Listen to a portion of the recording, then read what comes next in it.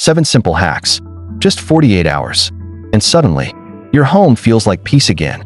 Across the country, older adults are using these easy steps to let go of clutter, clear their minds, and breathe easier.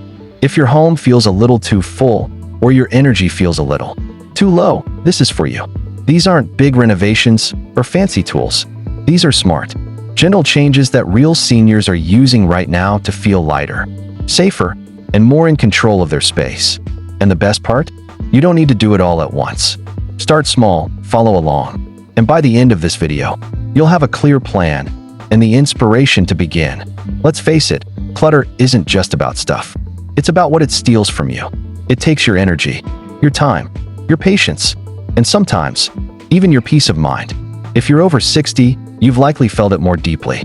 Not just in your body, but in your heart. That pile of papers you've been meaning to sort? The drawer you avoid opening? The room that's become a storage space instead of a living space? It all adds up. And it's not laziness, it's life. Memories, responsibilities, and decades of "I'll get to it later." But here's the truth. You're not alone, and it's not too late. Because with just a few simple changes, that weight you feel when you walk into a cluttered room, it can start to lift. Starting today, in the next 10 minutes, you'll learn 7 simple, decluttering hacks that real seniors are using to completely transform their homes, often in just 48 hours. These aren't trendy fads or overwhelming tasks. They're practical, proven steps that work for real life, especially if your energy isn't what it used to be. Whether you want more space, less stress, or just a calmer place to breathe, these small changes can make a big difference. And the best part? You can start today, one step at a time. 1. The 15-minute zone sweep. Let's start small, but smart. This is called the 15-minute zone sweep. And for many older adults, it's the exact method that got them unstuck. Here's how it works. Choose one small area of your home, not an entire room, just a corner, a nightstand, a kitchen counter, maybe the bathroom cabinet you've been meaning to open for weeks. Now, set a timer for just 15 minutes. That's it, 15. When the timer starts, gather only what you can carry. A laundry basket, a small bin, or even just your arms. Pick up anything in that zone that doesn't belong, items you haven't used, don't need, or forgot you even had. Once you've gathered your items, sort them into 3 quick piles. Keep, let go, unsure. This one's important. We'll talk more about it later. Here's why this works so well, especially if you're over 60. Clutter can feel enormous. And when you've lived in a space for decades, every drawer has a story. Every object has meaning.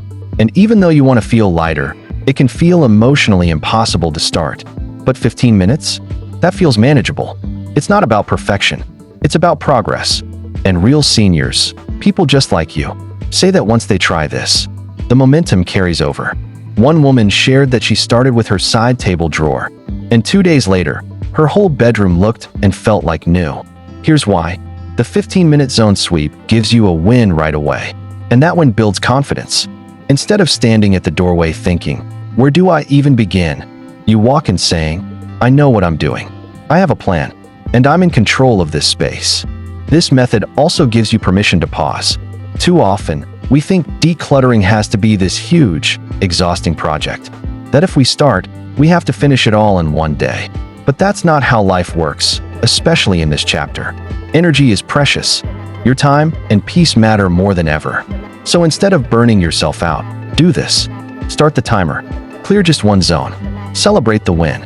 Then stop, if you want. Or move to the next zone if you feel inspired. No guilt. No pressure. No all-day cleaning marathons. Just one small space at a time. Another reason seniors love this? It builds a routine.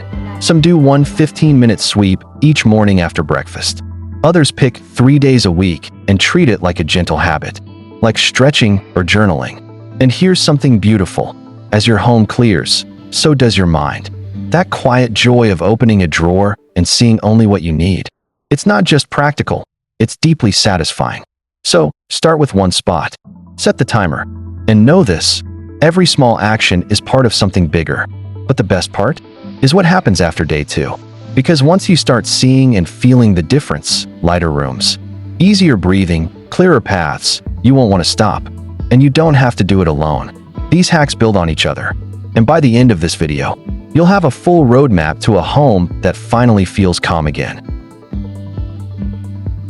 2. The no-touch rule. This next hack is gentle, but powerful, and for many older adults, it's the most freeing one of all.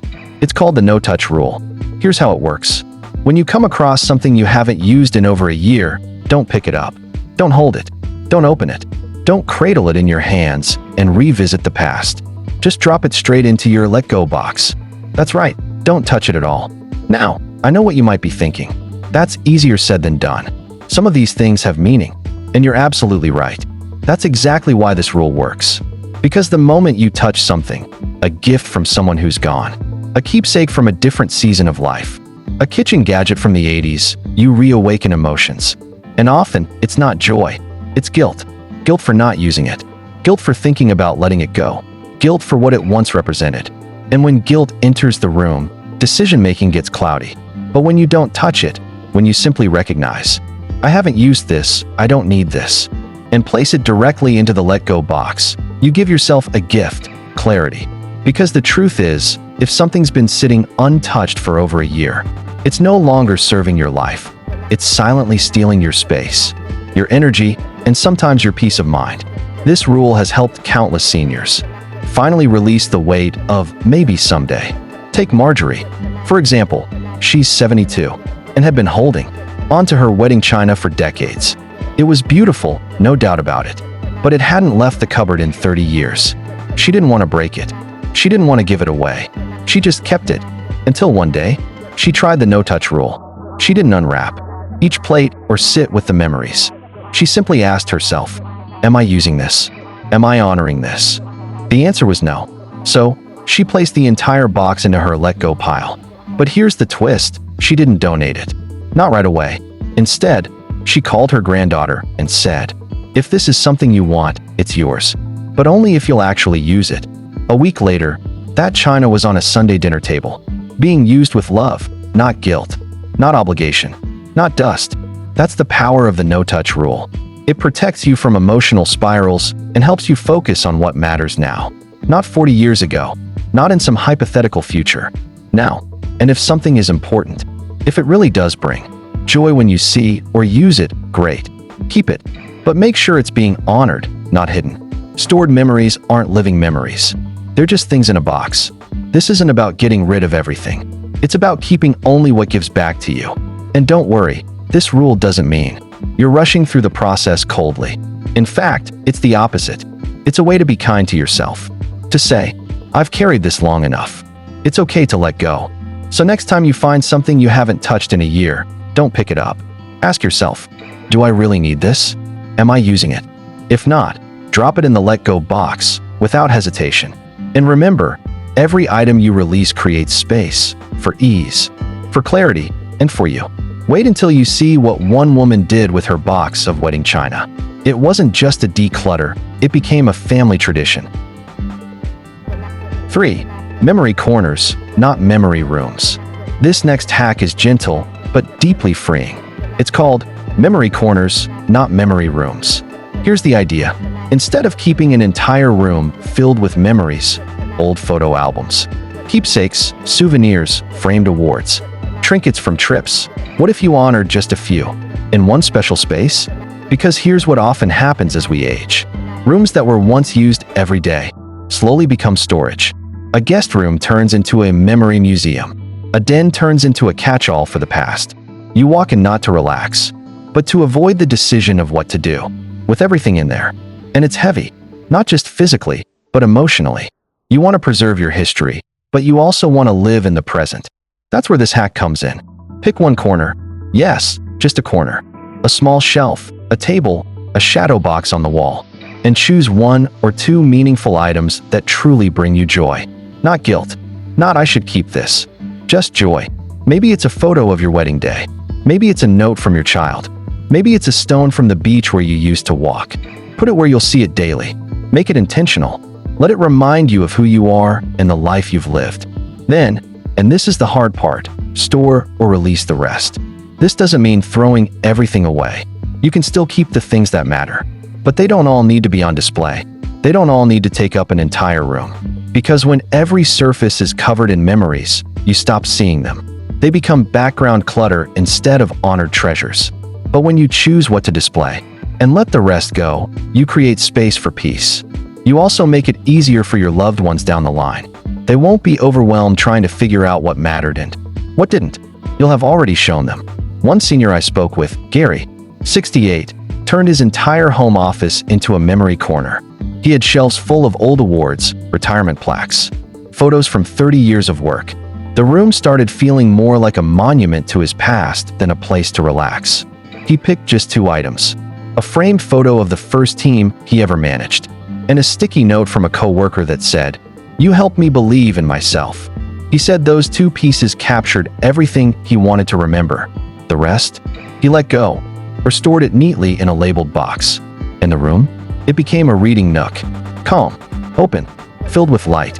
This isn't about erasing the past. It's about honoring it, without being trapped by it. You deserve a home that reflects who you are now, not just who you used to be. So choose one memory corner. Keep it simple. Make it beautiful. Let it be a quiet reminder of the full, rich life you've lived, without letting it crowd the life you're still living. And coming up, Hack 4 changed. How one couple felt about their hallway, forever.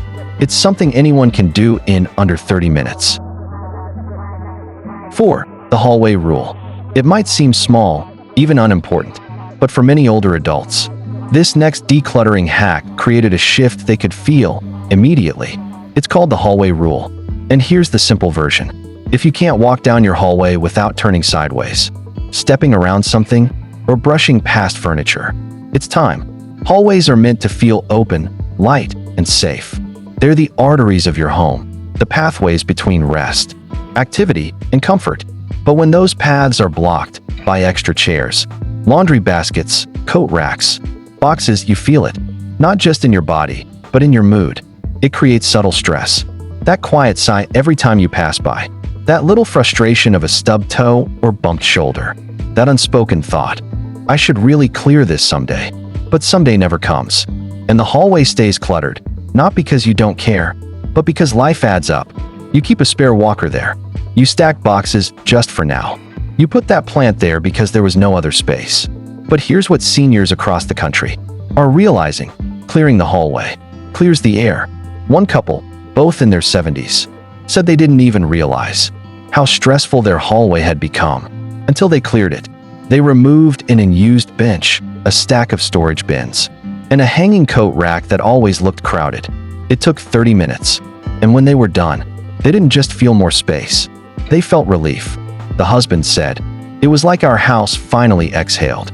Because hallways are transition spaces, and when they're open, it's easier to move, physically and emotionally.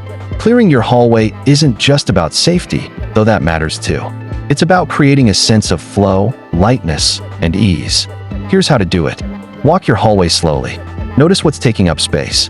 If anything narrows the walking path, mark it. Ask, is this necessary? If not, it goes either to a proper storage area or to the let-go box. Clear both floor and walls. That means no leaning items, no overloaded hooks, and no piles, even the ones you say you'll move later. Add one item of calm. A small piece of art, a single family photo, or a calming paint color can make a hallway feel like part of your home, not just a pass-through. This is about more than appearances. When you free your hallways, you send a message to yourself. I deserve space. I deserve safety. I deserve to move freely in my own home. It's a small change with a powerful emotional payoff. Less friction, less visual clutter, less tension you didn't even realize was there. And the best part? You'll notice the difference every single day, multiple times a day. 5. Start with what you see every day. Before you open a closet, before you tackle a basement, before you even peek at the attic, start with what you see every day. Because sometimes, the fastest way to feel better in your home isn't about deep cleaning or major decluttering. It's about what's right in front of you. Flat surfaces, the kitchen table, the entryway shelf, the nightstand by your bed, the spot where you drop your mail, keys, glasses, or just for now, items that quietly stay forever. Here's the truth. Cluttered surfaces whisper to us constantly. Every pile of paper, every dish that sits too long, every mystery charger cord adds just a little more mental noise. But clean surfaces? They're quiet. They say, "You're okay. This is your space. You're in control." One woman, age 69, said she didn't realize how much her nightstand was affecting her sleep. It had turned into a mini storage zone: 3 books, lotion bottles, tissues, old receipts, and even a flashlight she didn't need anymore. She cleared it one evening, just wiped it down, added a photo and a small lamp.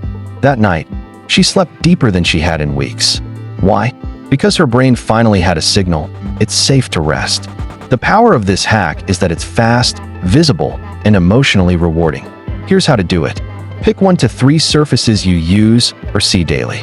That could be your kitchen counter, your coffee table, your dresser, anywhere that collects stuff. Remove everything, all of it. Wipe the surface clean.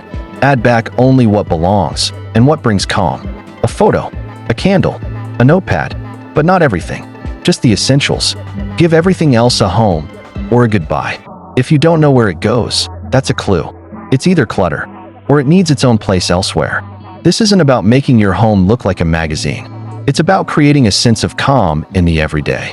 Because when the spaces you see constantly are clear, your mind gets a break. You breathe easier. You move through your day with less tension, even if you can't quite explain why. Seniors often report that this one small shift, clearing just a few surfaces, did more for their stress levels than cleaning out entire rooms. Why? Because they felt the result immediately. The kitchen felt calmer, the bedroom more restful, the entryway more welcoming. This isn't about being spotless. It's about being intentional. So don't start with the back closet. Start with the space where you drink your tea. Start with your nightstand, your favorite chair's side table, or the kitchen island where the mail always lands. Clear one surface. Feel the shift. And coming up, the surprising laundry basket method that makes it feel like you have a helper, even when you're decluttering alone. 6. The laundry basket method. This next hack is so simple. You might wonder how something so small could feel like such a big relief. But for many seniors, it's become a secret weapon. It's called the laundry basket method. Here's what you do. Grab an empty laundry basket, any size will do. Then walk slowly through your home, one room at a time. As you walk, look for anything that doesn't belong in that space. The coffee mug on your dresser, the newspaper that wandered into the bathroom, the stack of unopened mail in the living room, the scarf that's been draped over the kitchen chair for 3 weeks. Don't overthink it. Don't organize as you go. Just toss those items into the basket. The basket isn't there to judge you. It's just your helper, your quiet assistant saying, "I'll hold this while you decide." And when the basket is full, or when you've made one pass through the home, stop. Then comes the second step: redistribute. Put each item back in its rightful home. The mug goes in the sink, the scarf in the closet, the mail in the to-sort tray. Or, if you realize you don't need something anymore, it goes in the let-go box. This isn't about deep cleaning or perfection. It's about resetting your space with less stress. Because let's be honest, clutter often builds not from big messes, but from small things that drift out of place and never return. And when those little things start piling up, it creates an invisible weight, a tension you feel every time you enter a room. But when you do one laundry basket sweep, something shifts. You regain control without overexerting yourself. You stop moving clutter from one pile to another. And best of all, you don't have to remember where everything goes in the moment. You just collect, pause, and redistribute.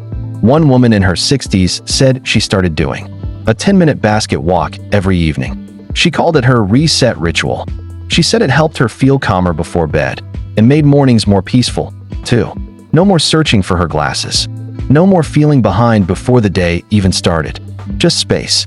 Just clarity. And here's the beauty of this hack.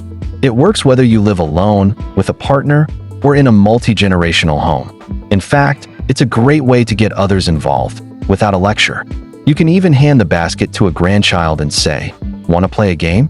Let's see how many things we can rescue from the wrong room." There's no shame here, no overwhelm, no hours of decision fatigue.